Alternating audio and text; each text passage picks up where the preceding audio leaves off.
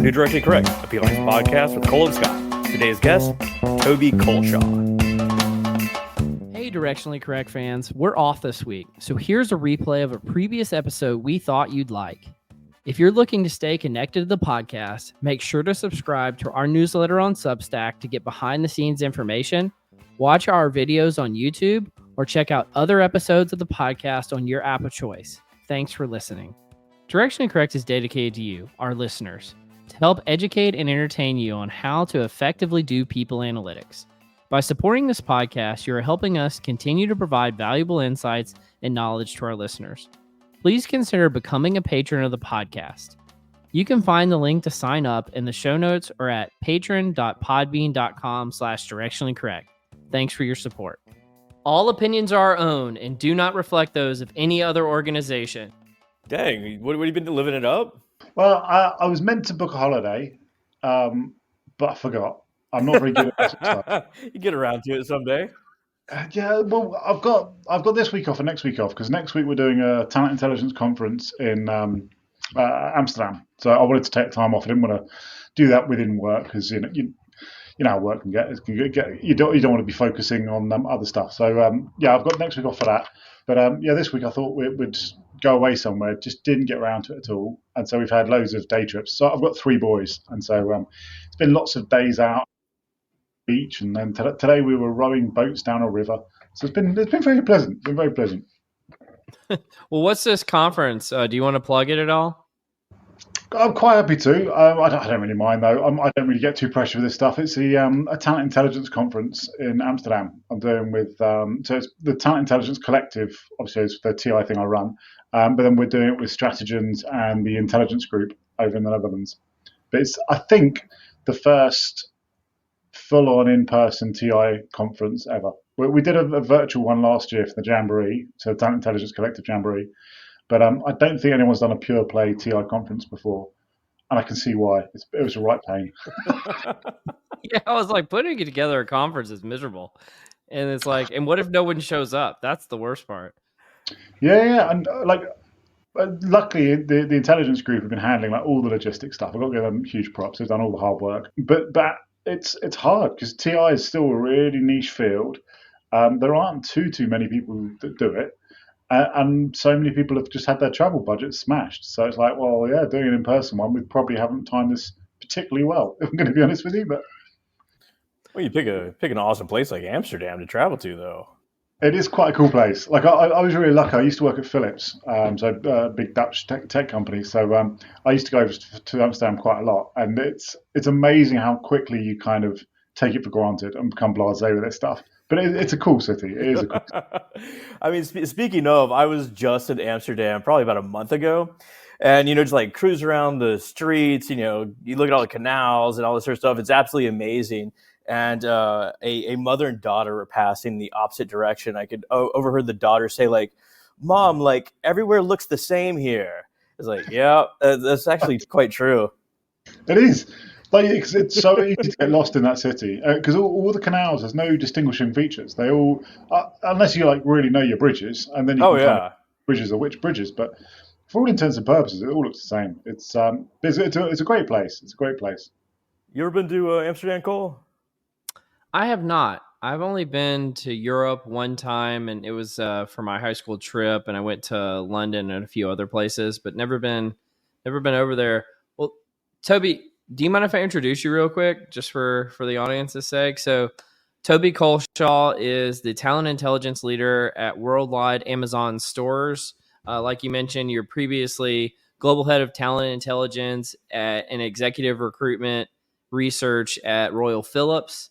He's also the founder of the Talent Intelligence Collective, a talent intelligence mentor at Utter, and a co-host of the Talent Intelligence Collective podcast. So thanks for joining us today, Toby. I think we've used that word a few times now, talent intelligence. What is that? and actually, more importantly, can you tell us what it is not? Because I see a lot of people calling themselves talent intelligence nowadays, and I'm like, no, you're not. So can you tell us about that? Yeah, for sure. So it's a hotly debated topic, is the honest answer. So I got really into it a few years back, and we can talk about that, like my kind of my past or if you want later. But through that, I really wanted to set a parameter of what is TI. What do we mean by this stuff? Because I felt uh, really strongly that it wasn't what a lot of people were using. It wasn't sourcing intelligence. It wasn't exec research. It was something different. So I started the group off, and we can talk about that if you want later. But we started messing around with definitions. And when I was doing the benchmarking study a couple of years back, we started really looking at the definitions people were using. And it was fascinating for me that the definition that vendors were using was different from the definitions that analysts were using, which was different from the definition that TI practitioners were using, and we were all seeing things slightly differently. Broadly, though, it's using external labour market data, whether it's about skills or jobs or people or companies, whatever it may be, to affect decision making processes within organisations is the broad definition. And that's the definition we kind of got to through the benchmarking study. And that's broadly the definition that I used within the book I used as well. I would say there's probably a risk element there as well. It's often to de-risk that decision-making process.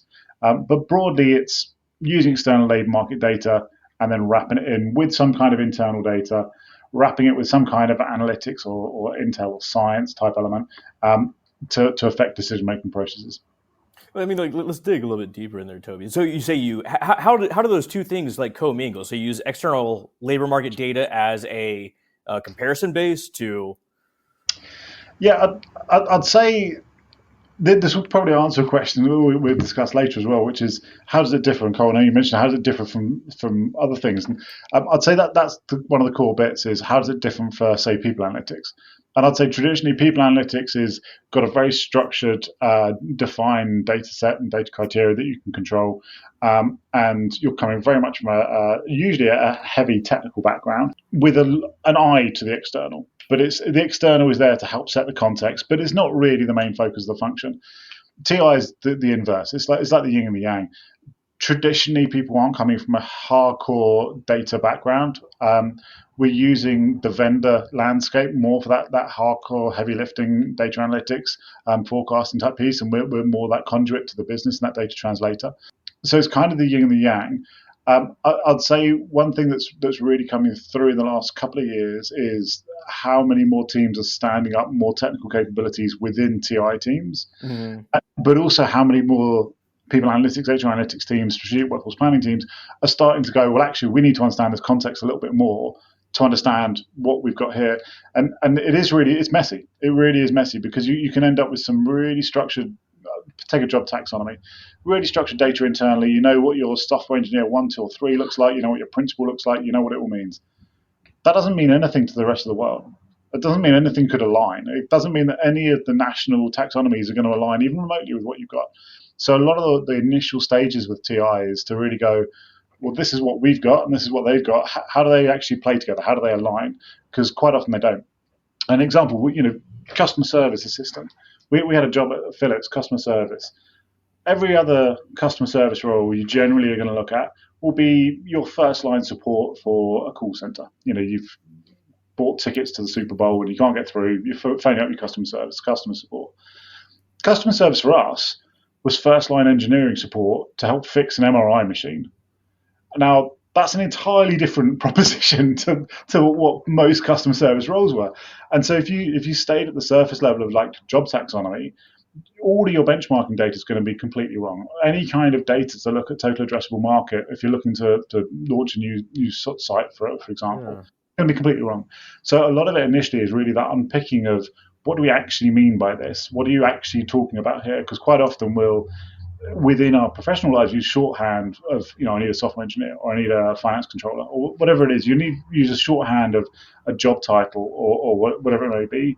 And actually, you really need to dig into that a lot more because it doesn't translate cleanly to the external world at all. And I know that you two actually just wrote a article together. Yeah, it was back in March. We wrote an article. Oh, March. It's been a while. Yeah, it's been a little while. Called "Talent Intelligence as Competitive Intelligence," and I thought this was kind of an interesting angle. And I'll I'll stop sharing real quick because it's kind of bugging me. But I think, Toby, and I would be curious to get your perspective on this, because the big question I have, so I understand merging the external data with the internal data, and I think that there's a lot of use cases to do that effectively, one of which we dug into about competitive intelligence. But why is that useful? Why is that different? Why is that useful? How does it help organizations? Obviously, we had some examples in the article, but I'd love to just get your perspective in general. Yeah. So I'd say there's a couple of different angles. The broader piece around TI, and I'm not going to be a politician and dodge the question. I will loop back, but it's going to sound like a weird answer at first. The vast majority of TI is location feasibility. If you talk to most talent intelligence teams, and I run this benchmarking survey, we just run it again for this year, you're looking at like 60, 70% of all work going through talent intelligence teams is location feasibility, full stop. The vast majority is around that. Now, within that, you're going to have lots of different elements. You can have compensation benchmarking, you're going to have talent flow analytics, you're going to have total addressable market, and you're going to have competitive intelligence. But the vast majority is around that location decision.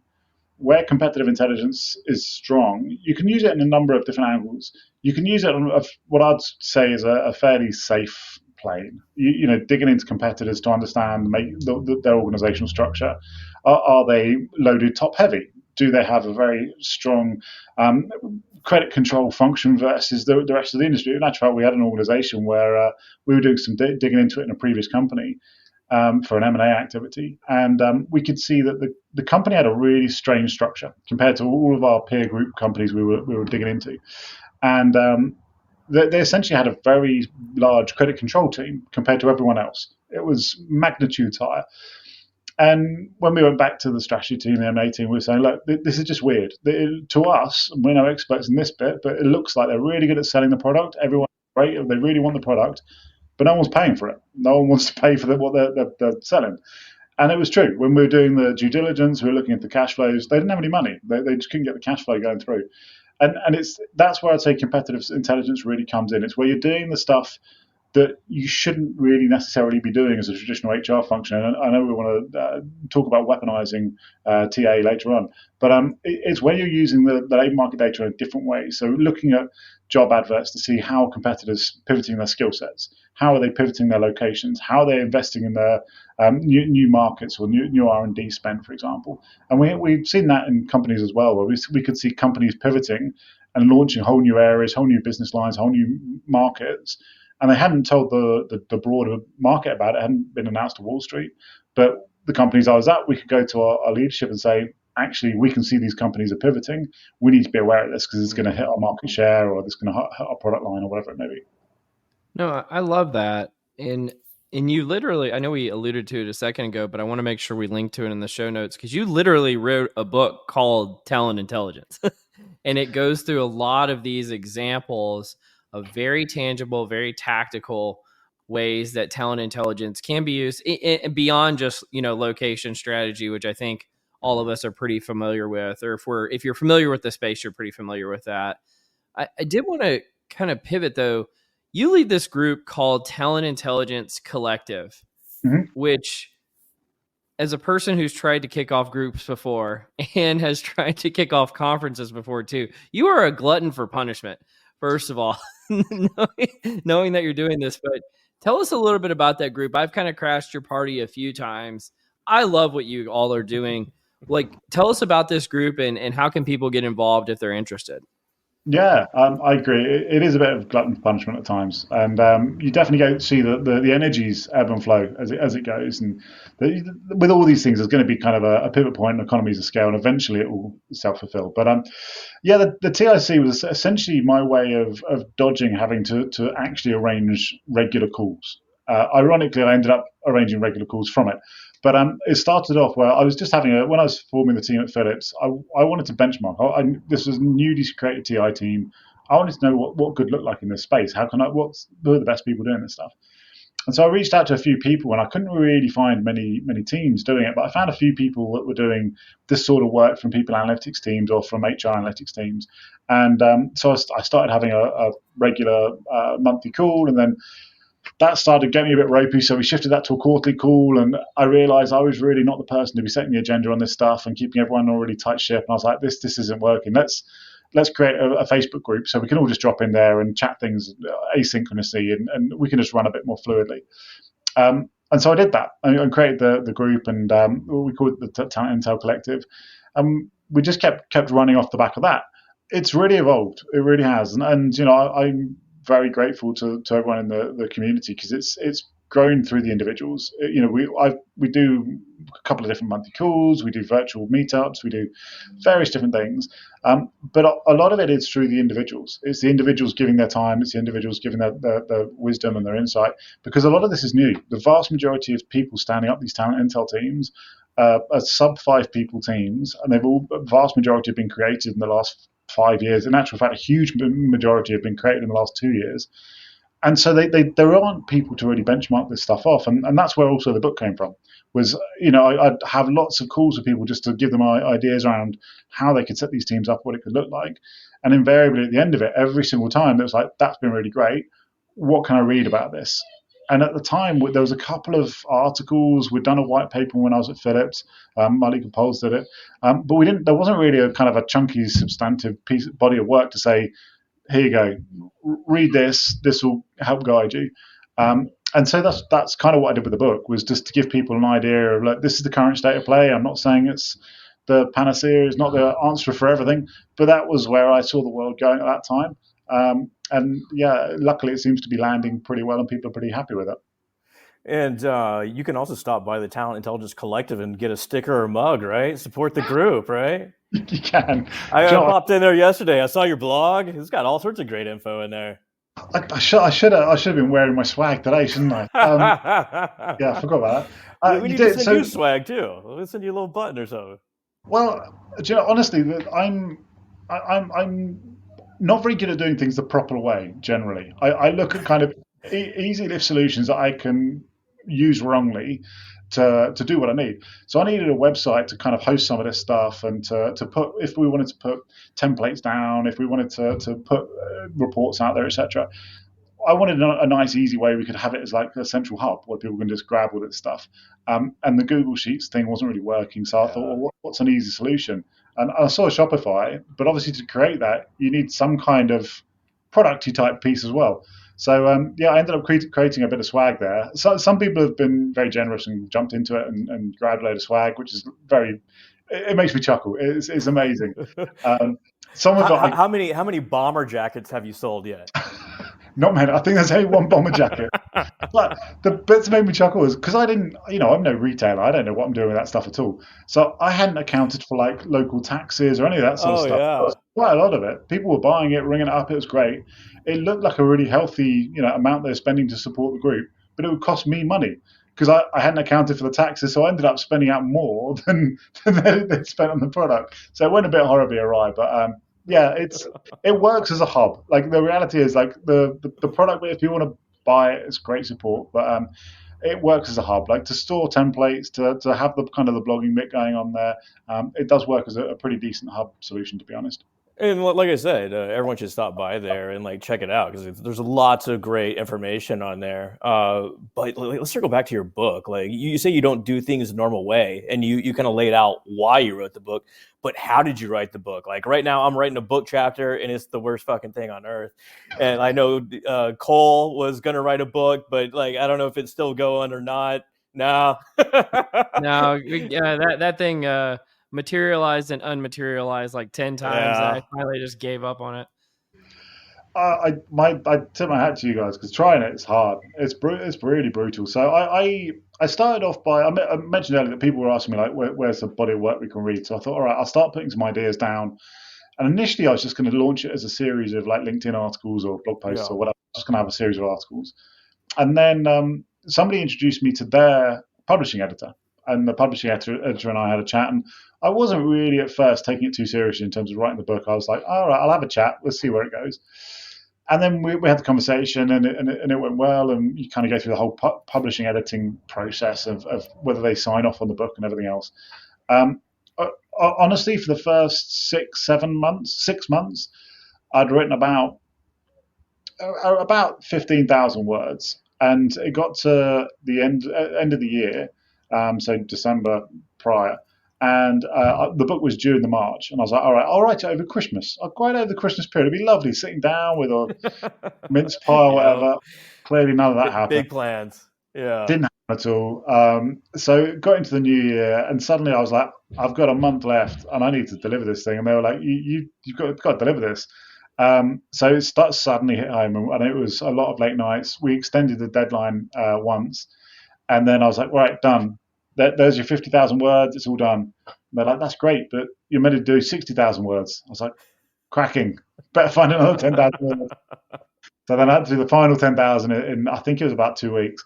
I wouldn't say the book I've done, I wouldn't say it's a hard book to write because it's fairly structured. It's discrete units, discrete chapters. You do it whether you're looking at data security or data architecture or standing up a team or the future of TI. It's fairly discrete units that you can chunk into quite nicely.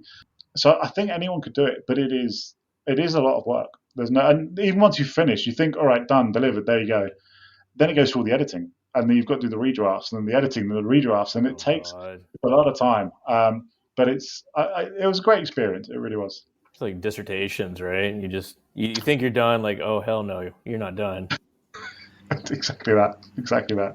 Well, so Toby, I've got one really big question in this space. It's been bugging me about talent intelligence, and we kind of addressed it at one of the orgnostic sessions we had through the lounge on talent intelligence a few weeks ago. The one with AJ Herman and Travis Windling and Ben Zweig. And I think you were there in attendance, where I brought up this concept. If you hear a lot about skills-based organizations now and skills taxonomies, and so I kind of cleverly brought one person from each background, one person who was advocating for a skills-based organization, one for task-based looks at talent intelligence, and then another based on role-based looks at talent intelligence. Mm-hmm. Where do you come down on this debate? Because I hear about skills relentlessly. I hear about it all the time. Yeah. What's your model? How do you look at this? What is are all three of those even talent intelligence? Tell us about it. Yeah, so all of that can comfortably fall into TI. And that's the beauty and the danger of TI, because it can definitionally end up being super broad. And you can end up with TI teams on the face of it look exactly the same. You dig into their work, totally different. But I could go off on a huge tangent there, so I won't. I think there's a lot of focus on the skills-based hiring and skills-based organizational structures, etc. at the moment. I don't think it's feasible. I just don't. And the reason being is I don't think most companies have a really good handle on what skills they have.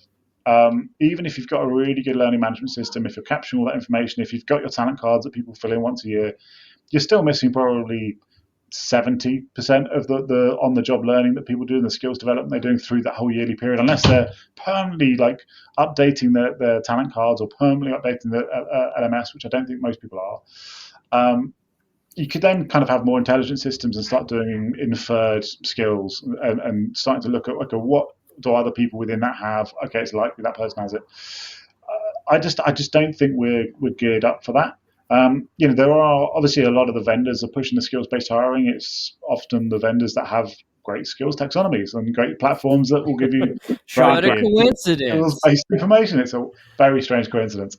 I think for me, it's the downstream impact of it all, though. Like if I hire Scotty for your skill set, not against a job family, not against a job framework, but your skills, well, I now need a whole comp structure to marry against skills taxonomies, not job frameworks. So now that's got to be redone. And then how do we manage that? So suddenly the traditional hierarchy of work and the hierarchy of an organization doesn't really necessarily work out if you're managing to skills and to project outcomes rather than for job families. So I think there's a whole load of downstream impact of this skills-based hiring that people haven't really necessarily thought through. What it really, I think, will come down to is what I think at its heart it's meant to be is, all right, let's still probably hire against jobs, but let's just broaden skills. Let's broaden what we're looking for and not pigeonhole people into you're only in this job family. If you've got this skill set, you can have some parallel skills that sit across. And I think that's probably where it will end up is actually we're just broadening out as skill bases rather than an actual skills-based hiring. Those skills are a real deal. So, like, imagine you're hiring an IO psychologist, right? Fantastic. You do that. If you want someone that knows like how to code, that's a little more rarefied. If you want someone that knows, say, NLP or ML, that's even more rarefied. Mhm. I imagine you got to be you expect to be paid for this sort of rarefied skill set, right? Yeah, I completely agree. Completely agree. Well, I think, and let me jump in here. I think, I think everyone understands that perspective, Scott, and it seems really like a valid perspective. I think where the challenge comes in is the folks that are pushing, we're just going to get rid of the concept of jobs. And now all you are, you're not a person working in a job. You are just a collection of skills. And that's going to manifest itself in a skills-based organization. And we're going to be able to do things very fluidly. And that's where you kind of lose me is like, okay, well, I think we're still going to have jobs in the future. I don't think we're all going to be 1099 employees who like act like Uber drivers of machine learning, you know, It takes or an incredible amount of architecture on the front end. exactly. And it would be amazing. Like I remember having conversations with the head of people analytics at Philips when I was there way back, and we were talking about how could we have.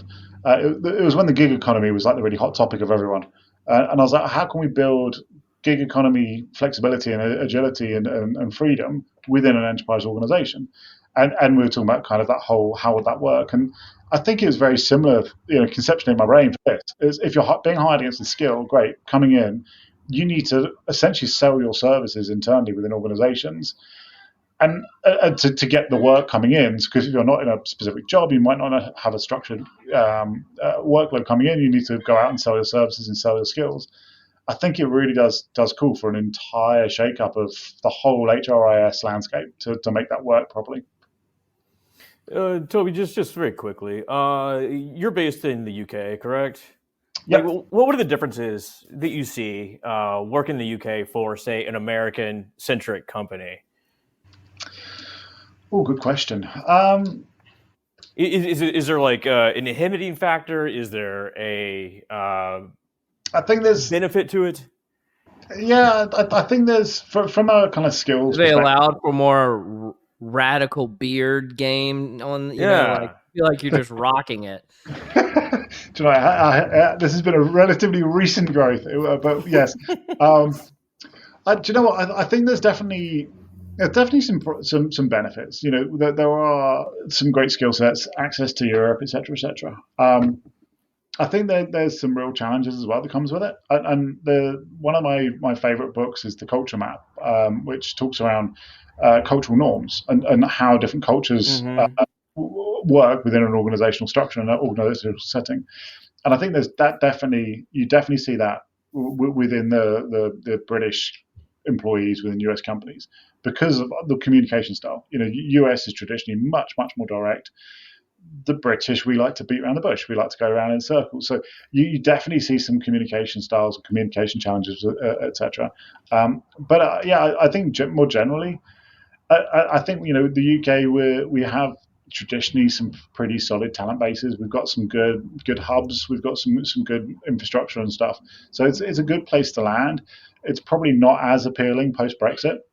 Is the reality of it. You're suddenly going, well, actually, I can go into Germany or France, etc. as well. So it's probably not quite as appealing. But we're still seeing a lot of investment coming in.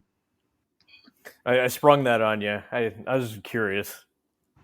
No, I'm very laissez-faire with this thing. Spring anything, I don't mind. How long is that beard going to get then? And we're going to spring anything? Yeah. I'm still debating whether I'm going to go kind of Sons of Anarchy or whether I am actually some kind of pirate. I'm not too sure. A little mustache wax, you know. Do you know, it all started because I had a beard for years, and so my wife turned around to me one day and went, "You realise you keep it so short, people just think you haven't shaved for a day." And then I started growing it out. I had somebody that I'd genuinely worked with for about 7 years turn around to me and went, "Oh, you've grown a beard. How long have you had a beard for?" And I was like, "The entire time we've known each other, 7 years." They had no idea I'd even been bothering to try and grow a beard for that period. You could make an argument they had beard blindness. Have you ever heard of this like term face blindness? Like Oh, yeah. people who meet other people but can't recognize them. Prosopagnosia. Yes. Yeah. Well done. Way Good to go, knowledge. Scott. That's a great pub quiz knowledge there, isn't it? Just pull all that out. Full of it. Or the people that have like phantom limb syndrome, like they lost their arm and still think it's there. I wonder if I'm going to have phantom beard syndrome when I cut this off eventually. I'll be stroking the beard that doesn't exist anymore. Yeah. I think I have the inability to remember people's names. That's my face blindness, name blindness. Yeah.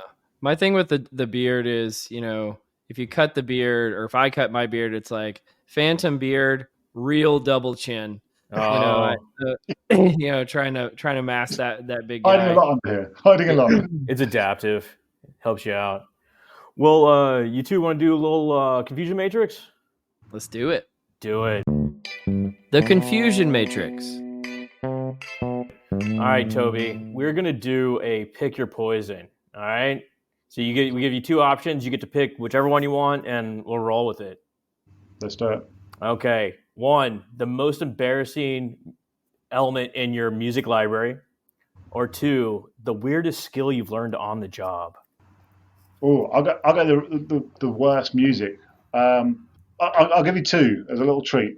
My first ever concert was a Bananarama concert, which I don't even know how big Bananarama were across the pond, but Bananarama concert, and I fell asleep during it. I fell asleep before they even got on there.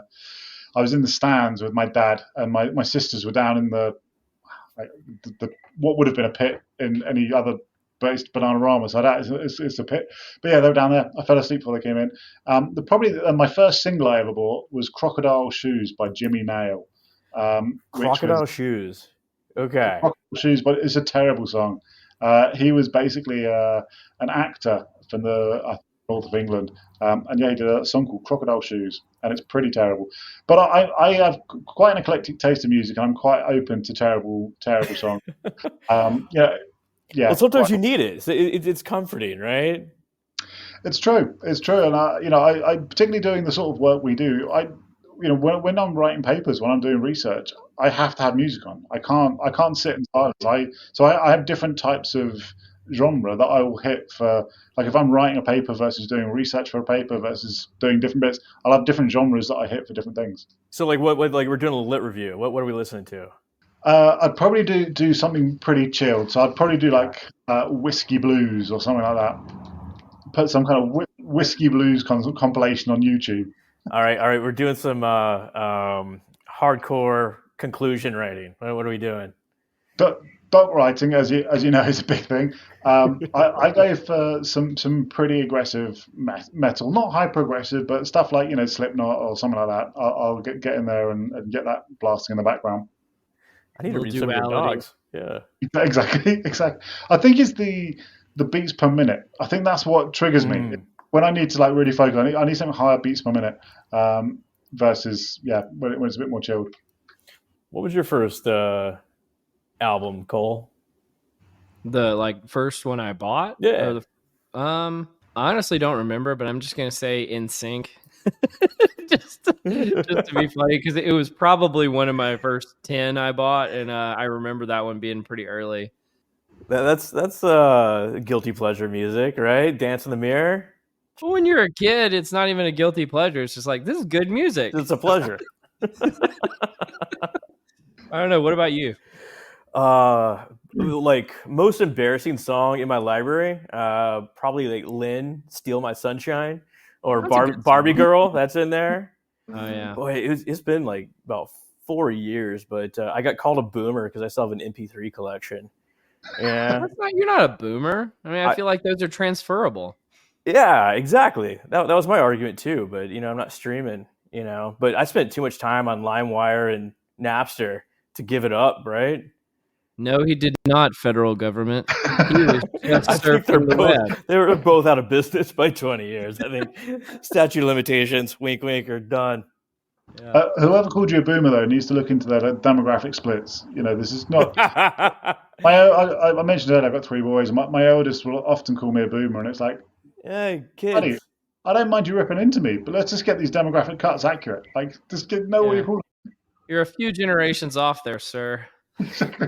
Have you seen the like TikTok trends of like, I don't know, Gen Z saying like, well, life in the late 1900s was like this. It's like, That's amazing. That's just math. so you shut up, you little kid. Well, you ready to do some nerdery? Yeah, let's do it. The nerdery. Where do you want to start? I want to start with a little kudos to you, my friend Scotchua. We got a IOP article. So for the non-initiated, Scott and one of our previous guests, Liz Conger, got a submission accepted in the Industrial Organizational Psychology, or it's a commentary. It's a commentary. Like, yeah, it's not oversell it. That it's a full article. I'm still proud of you. But the full article, I can't remember the actual name of it. It doesn't matter. Well, it's bringing polycultural organizations to life, a network analytics strategy. Yeah, the actual focal article dealt with this idea of polycultural organizations, which essentially seeks to develop connections across different employee segments, with the idea being that as opposed to, say, multiculturalism, which is, kind of a melding of culture. It's kind of like, this is in a nutshell. It gets a little more sophisticated than this. But, like a melding of culture. Polycultural says, like, different elements of the culture are adaptive. Let's, lean on each other, develop connections across these different groups, and, kind of learn from each other, this sort of thing. Fantastic. But they didn't really provide methods to do it. I saw this, so I do a bunch of network analytics. I got several different strategies that organizations can use to, increase this.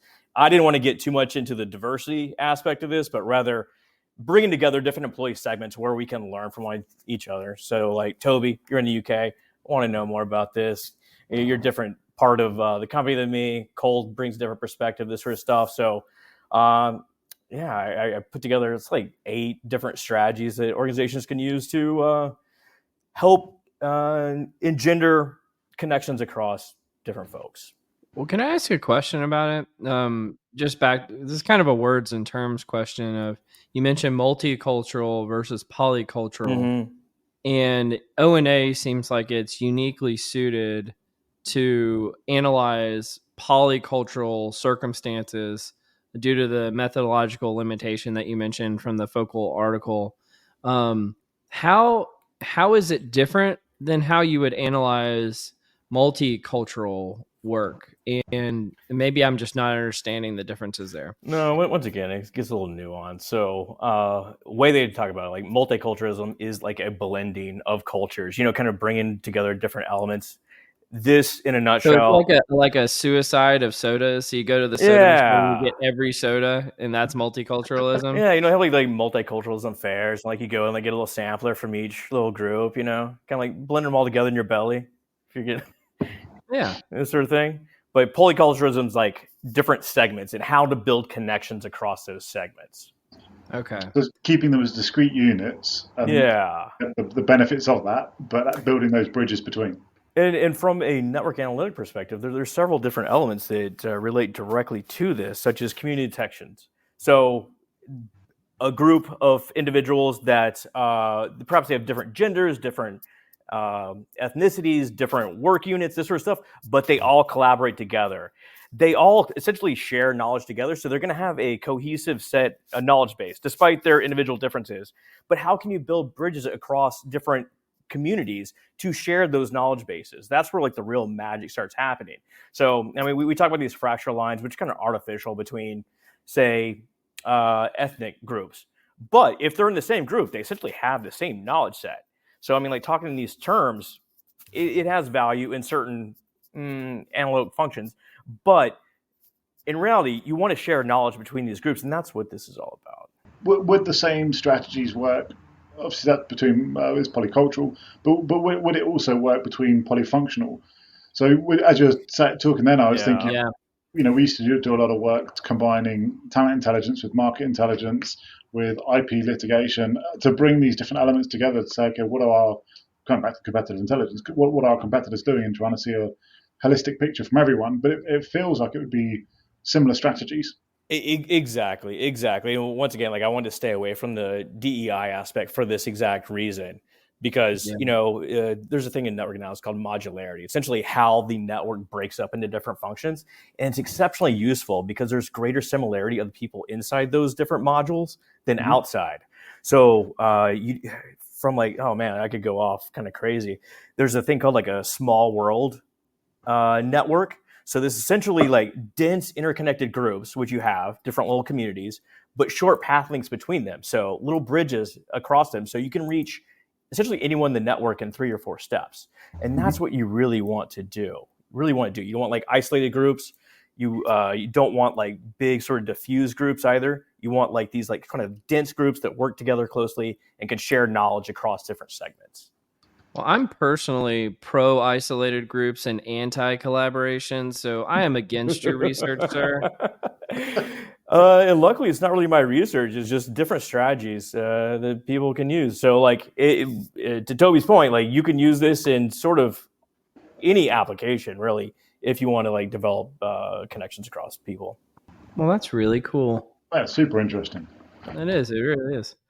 Well, let's go on to our next one, which I'm really curious to see what you guys think about the prevalence of what we're about to share. But I think you came across this, Scott, this Twitter post or X Oh, post on this guy Santiago says, I fired somebody cheating. He was working 2 jobs, and he gives this whole detailed story about this person on his team who wasn't doing a really good job.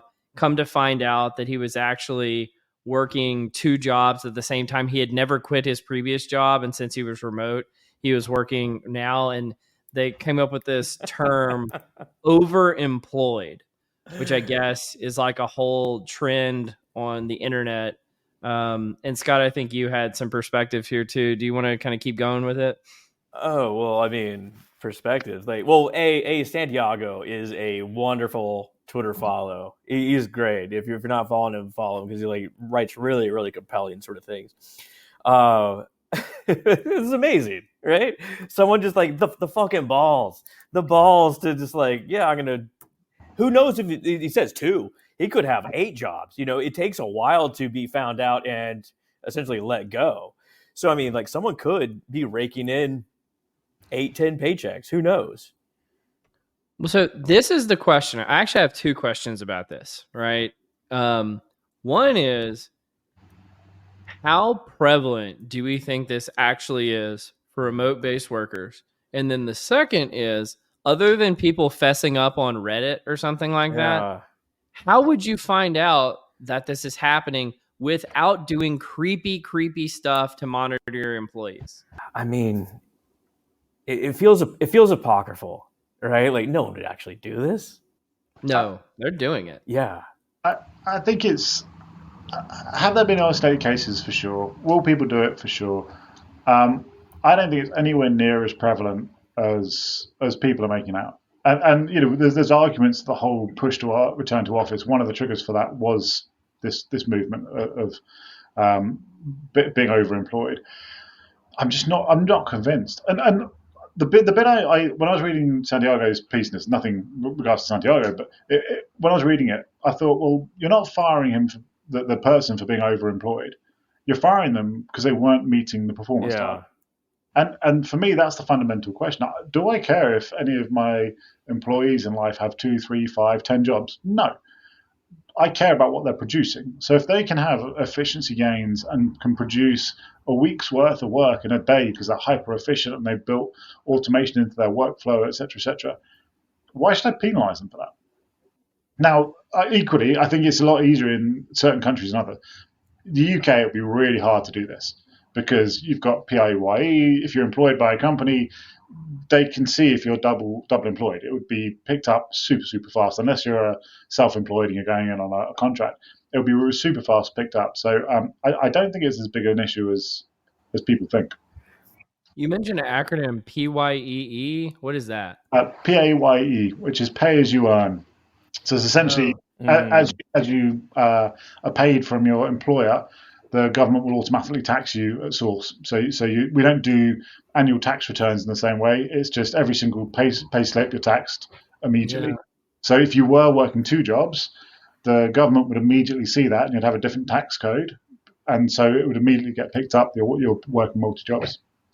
That is a clever way. I don't know if it works this way in the US, but a clever way to suss this out, if you really were like trying to dig into it, would be to go to the IRS. You know, Could you get those records though? I mean, as an employer? I have no idea. I've never tried to do this, Yeah.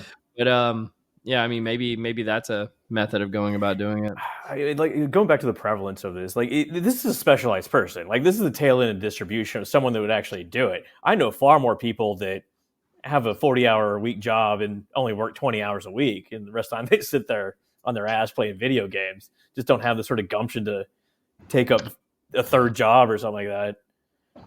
It would be funny or fun if you were at a cocktail party to kind of brag about this. Like if you were doing it, like I've got 3 jobs. I couldn't take that level of admin, if I'm going to be honest. The amount of admin in one job is enough. Oh yeah. I can imagine the admin resources needed for 3 jobs.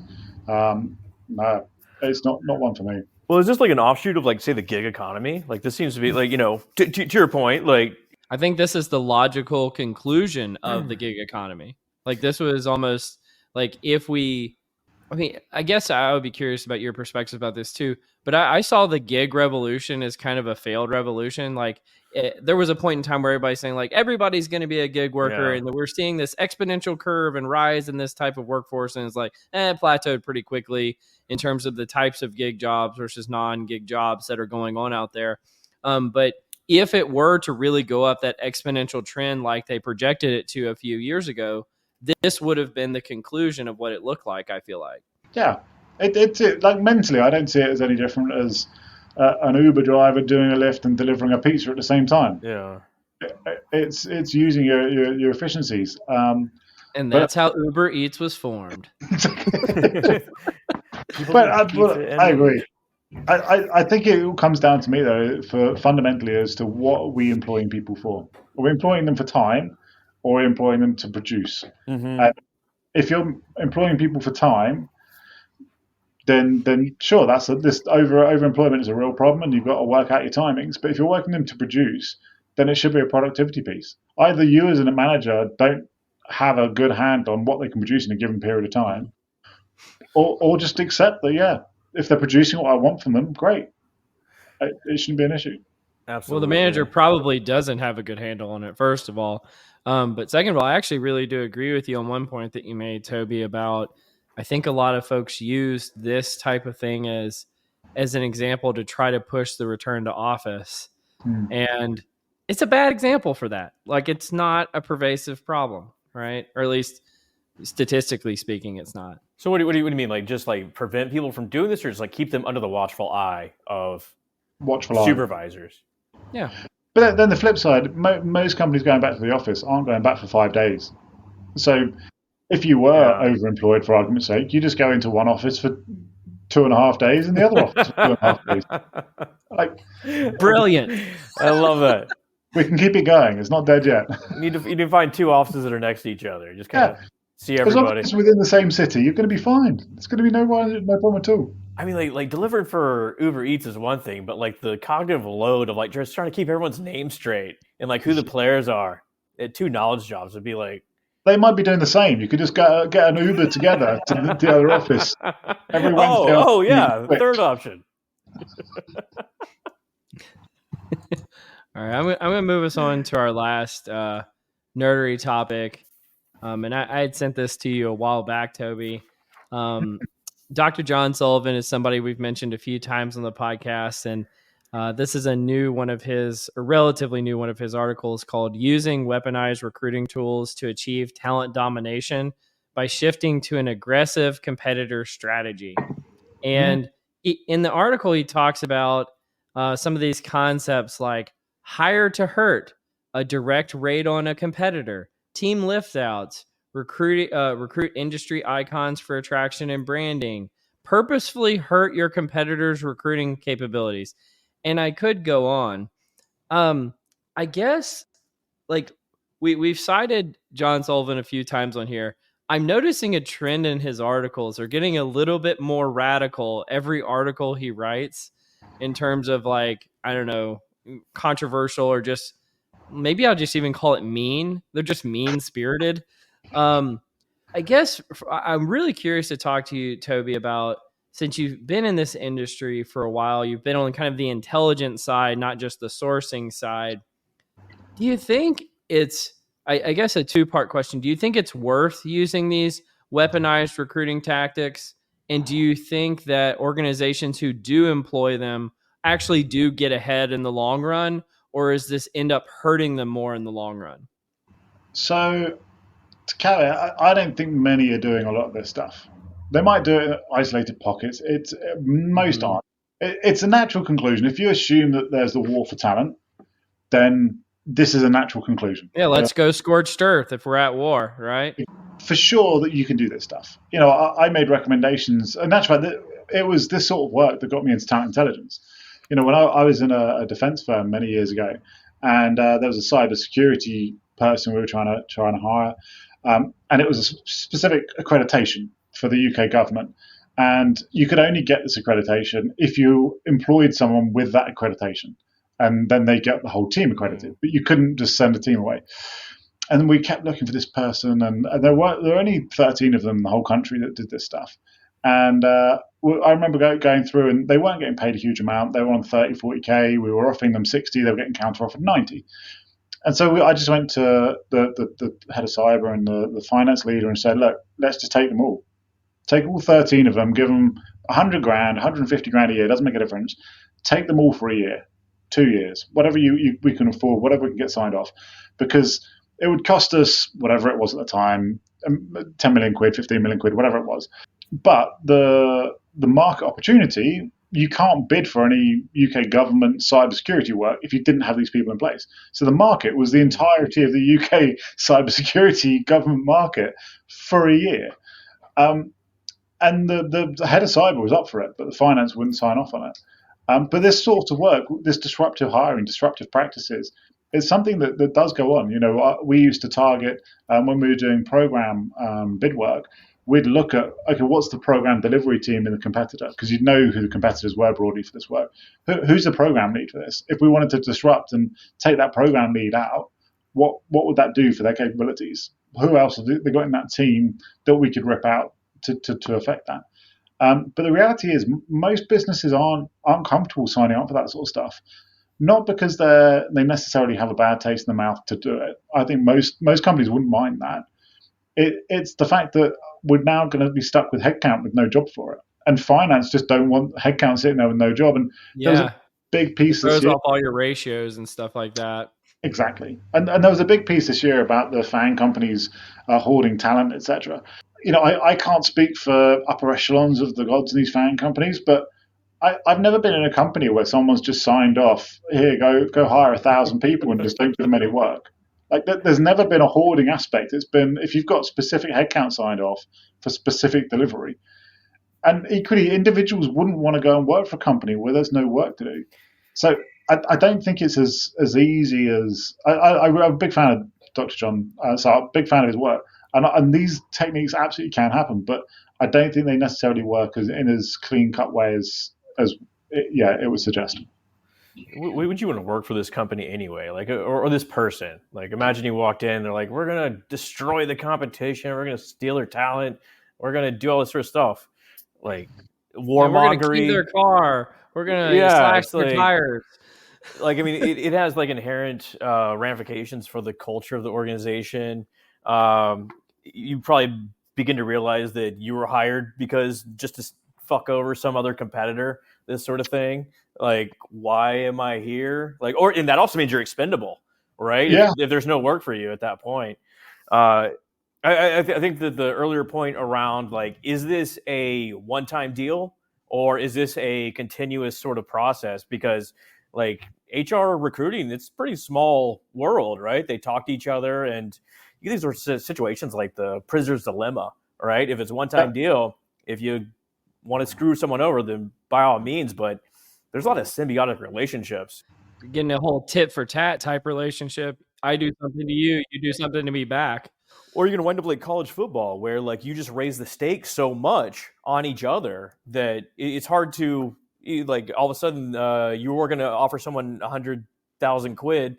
Now it's 200,000. That's the new market value.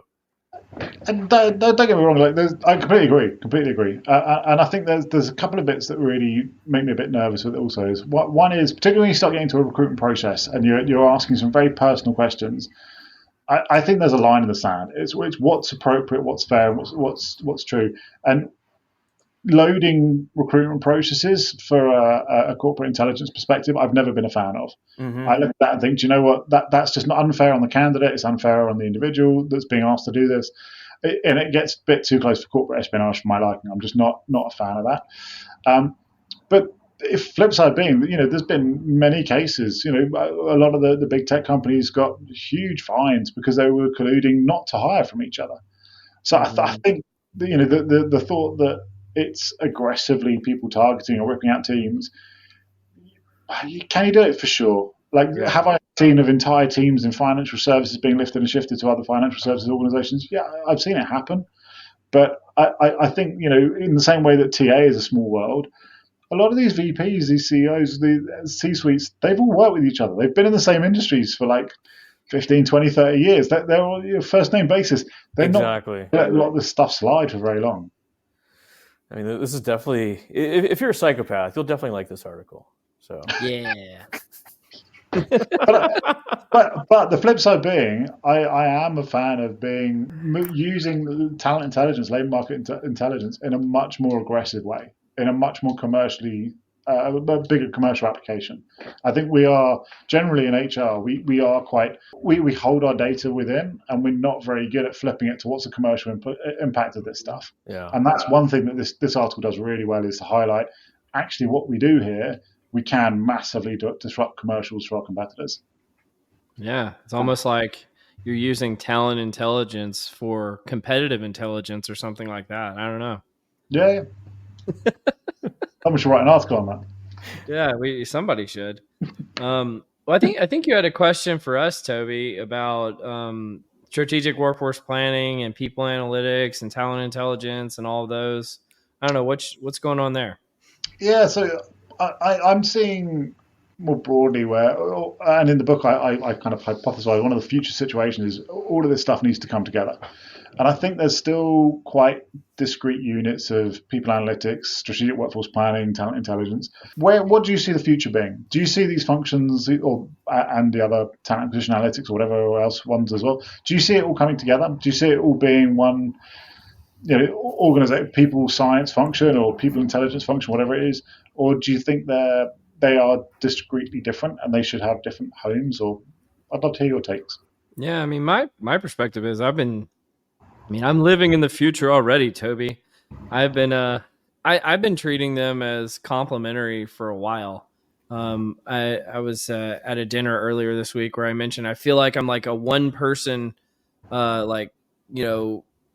trying to be a hero, trying to keep the workforce planning community and the people analytics community connected, because they just seem to be ship sailing in different directions. But I've led workforce planning functions. I led people analytics functions. While I was leading people analytics, I was doing talent intelligence work. I really think they're extremely complementary. And I think most people who don't see them as complementary is just due to ignorance. They're just not familiar with the special superpowers that the other functions give you. And so I'm very much in violent agreement that these three should coalesce over time.